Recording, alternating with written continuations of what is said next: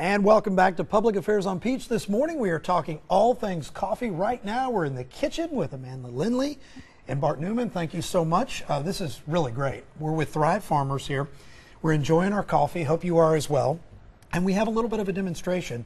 Amanda, tell me what your title is and what you do with Thrive Farmers. I'm the Director of Coffee Excellence at Thrive Farmers. I've been there about a year and a half. And what I do as the Director of Coffee Excellence is really evaluate and manage our coffee quality from the time it leaves the farm till the time you brew it at home, or you pick it up at Chick-fil-A, or you pick up a bag at the store. This is a stressful job because people like their coffee a certain way, and it's got to be just right.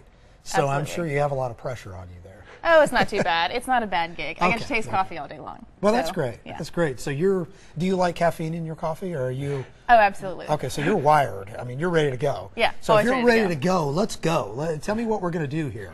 All right. Well, I'm going to give you some tips about how you can make a better cup of coffee at home. So what we've got here is we have a Chemex. It's actually a brew method that's almost as old as the French press. Okay. And what we're going to do is brew some of our San Isidro. It's some of our Costa Rican coffee. It's from our Bloom line. This is a nice, really high-end, on-demand roast collection that we've just launched last year. So we roast every Wednesday, so your coffee's fresh. Great. So what I'm going to do is I've ground about 36 grams of coffee. And so one of the important things about brewing a good cup of coffee at home is that you have proper water. A lot of people don't know, but coffee is about 98 to 99% water.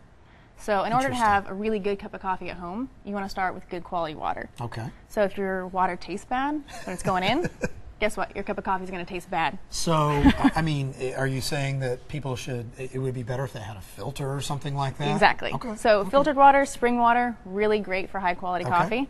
You don't want to use any artificially softened water. Atlanta actually has a pretty good water hardness. So out of the tap's okay, but I would recommend using filtered or spring. The other thing that, the really big thing that people can do that they don't know is to get fresh coffee. I mean, it kind of makes sense. It's kind of intuitive, but get fresh coffee and only buy what you need. So we recommend buying fresh coffee that you can have on hand for 2 to 3 weeks. Okay. So coffee doesn't go bad per se. That's interesting to know. But it's never going to be as good as it is once it's freshly roasted. So after a couple of weeks, I mean, it's time to restock. Yeah, you don't get the really nice flavors that we want you to get out of our coffees. Okay. So we've got a burr grinder here. Okay. That's the other thing that you can do is get whole bean coffee, grind it fresh right before you're about to brew it, and that'll vastly improve your coffee quality. Now, yeah, I think you're taking a step up when you do that, right? When you have this kind of equipment over here. Oh, absolutely. So have you already done that part? Yes. So we've got our coffee ground. I just ground it right before we started. Okay, good. And I'm going to start adding our water. All right, great. And we have an overhead camera here, so this ought to be cool. Are we going to see anything interesting happen here? Yeah, what you're going to see as I'm adding this first bit of water is the coffee is actually going to kind of expand a little bit.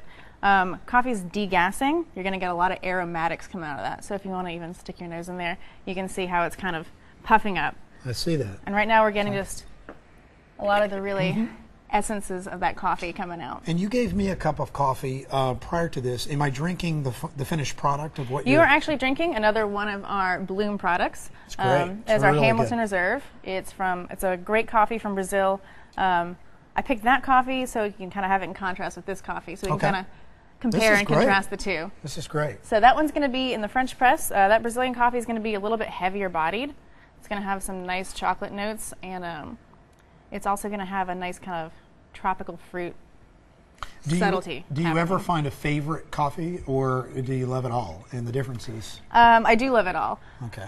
Depending on the time of day, I might have a favorite coffee. But interesting. Right now, this your coffee mood, that I'm your time of day. Yeah, whatever my mood ring says, that's what coffee I'll choose. Okay. So this coffee from Costa Rica, our San Isidro, is actually one of my favorites. It's very exclusive. So this farm in Tarrazú, Costa Rica, actually produces very little of this coffee every year. And so we're lucky to get what we got, and it's got a really amazing... It's a very different smell. I mean, it smells great. What am I smelling? What you're smelling is probably a little bit of actually blueberry, which is not an added flavor. That's inherent to this coffee. Okay. So there's a nice blueberry flavor in there. There's some grape, a little bit of pomegranate. It's a really delicate coffee. It's a little bit different than the Brazil you're drinking right now. So it's going to be a lot lighter, but still really, really sweet. It tastes kind of like a candy, actually. And real men can like delicate coffees out of Yes. it. It's okay. Yes, absolutely. Should have worn my pink shirt today. Then you You'd have been in touch with your you delicate would, side. Yeah, you wouldn't have ever said that. But no, but see, it's funny. I enjoy coffee, but I think my children. I have a 4.5-year-old son and a 3-year-old daughter, and they love coffee way more than myself or anybody I think I've met, which is kind of unique. So you're talking about sweet coffee. I mean, this is what I need. This is what Right, they need. absolutely. Right, this is what they need. You want to get them Love hooked it. early, you give them a Love coffee it. that tastes like candy. Okay. So I want to try this. And Bart, what do you think? I'm drinking the Brazilian coffee right now, but we have Costa Rican coffee, a little bit different. Do you have a favorite between the two? I'm a big fan of Costa Rican coffee. Okay. It's kind of the home place of Thrive, so I have a special heart to it. But what's great about this is whether you want to make your coffee through this Chemex that she's doing here, that you've been getting some great picture of, or the French press that's just right next to it, the red French press. Okay. Both are great methods. The French press for a lot of people is very approachable at home because they're used to it and Sure. stuff like that. We love the Chemex, but either one can make a great cup of coffee. Okay. So I'm anxious to sample and see what the difference is here. Sure, we have we've to got let about- it go through, right? We've got about a minute left, and what the coffee's Okay. doing now is just the water is just slowly doing its thing. This filter obviously makes it so it just kind of naturally gravitates towards the Got it. filter. So we've got about 40 seconds left. So Before we here's the can taste deal. this. Here's the deal, because I want it to be just right. Right. We're going to take a quick break, and we're going to sample it right after Awesome. we come back from the commercial break here. I can't wait. Taste test. The final taste test coming up. Stay with us. We'll be back right after this to wrap up this week's Public Affairs on Pete show.